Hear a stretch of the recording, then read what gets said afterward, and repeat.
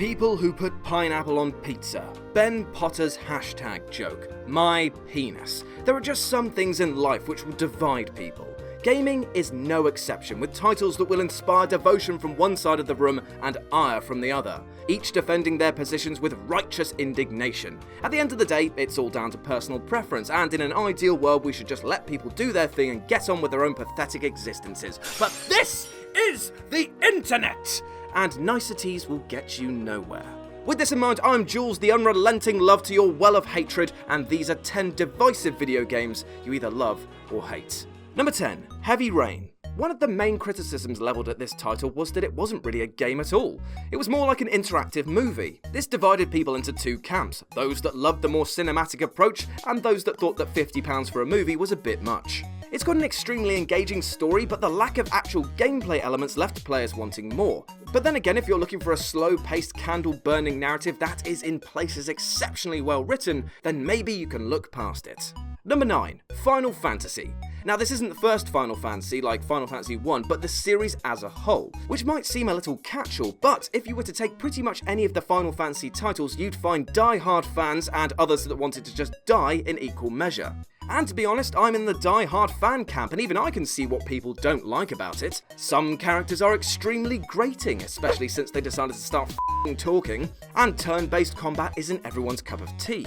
There's also a lot of dumb shit in the plots which exists simply to pad out the titles to the 100-hour mark, but you know what? I, and many others, can look past that and just enjoy the endless hours of grinding in beautiful worlds with fantastically special characters.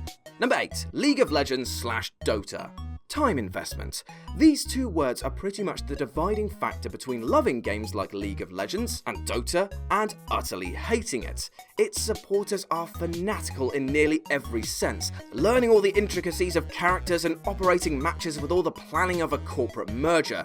And from personal experience, the culture around them is more than a little harsh to newcomers. That being said, League and Dota are exceptionally well-made games, and if you put the time into them, you'll find titles which are beyond rewarding in their payoff. The tension and almost zealot-like devotion of fans make for some of the most compelling esports in the market, and to be honest, I f***ing love it when people get salty over big matches. It just sustains me. Number 7. Online games.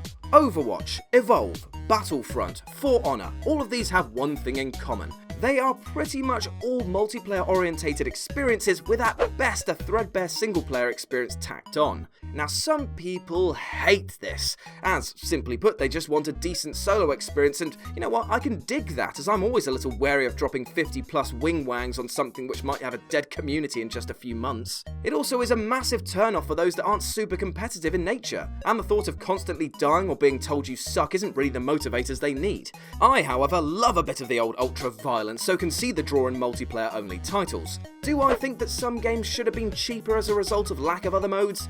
Yes I do. But do I still go out and buy online-only titles? Also yes. But then again, I'm not a well man. Number 6. Destiny. Destiny was not something I bought into, but I know a lot of people who did truly ride that hype train hard, and of those people I knew friends that absolutely loved what was delivered, and those that utterly hated it. For the negative camp, there was the repetitive combat, dull performances, and next to non-existent storyline. For the more positive people, there was the MMO style, the multitude of raids, and the fun customization options. The problem was that the initial release divided the player base so much that even though Destiny has received multiple fixes and is now a very decent game, it couldn't bring back those that it had snubbed so astutely early on. Number 5. The Division.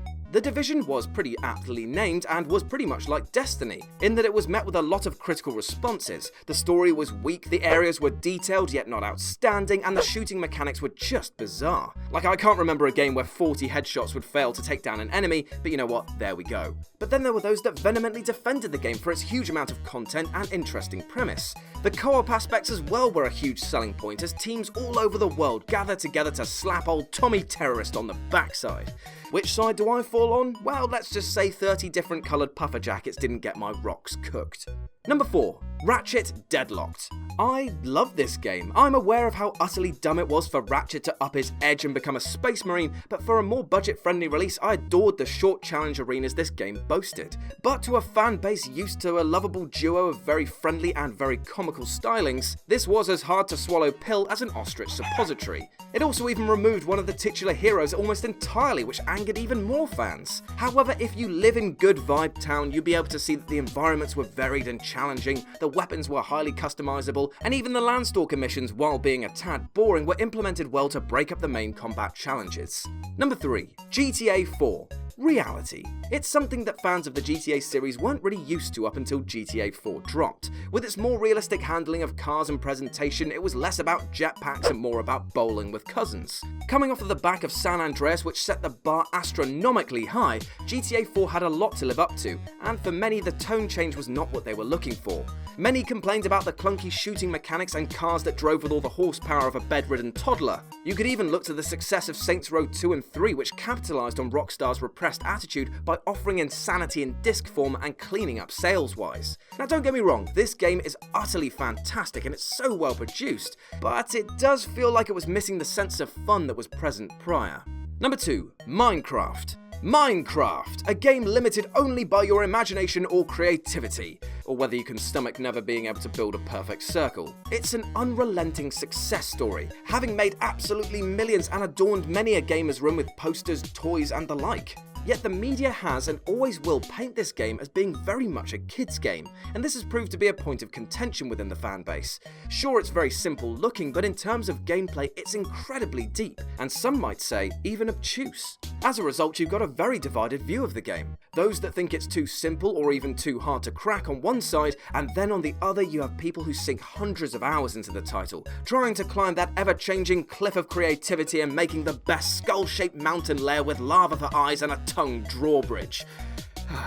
We can but dream. And number 1, Dark Souls. Of course this divides people. It's a franchise built on punishment, timing, patience, and in my case, crying. I am very much in the camp who tells others to get good, but even I can see how off-putting this title is to some. Why would you want to spend up to half an hour traipsing back over ground you've already covered because you were one-shotted by a boss? Why would you want to constantly get invaded by others who are literally trying to make your experience more difficult? Why would you want to enter a world with confusing and at best totally batshit lore?